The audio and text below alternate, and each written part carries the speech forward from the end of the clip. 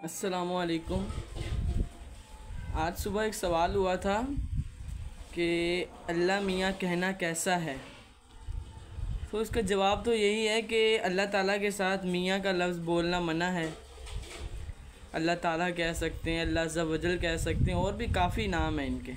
ये कहना बेहतर है। इमाम अहले सुन्नत ताला हज़रत इमाम अहमद रज़ा ख़ान रहमतुल्लाह अलैह फ़रमाते हैं, अल्लाह ताला के साथ मियाँ का लफ्ज़ ना बोला जाए कि वो 3 मायना रखता है।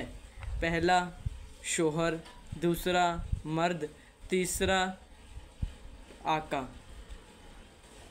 तो ये 3 अल्फाज रखता है ये एक मियाँ का मतलब।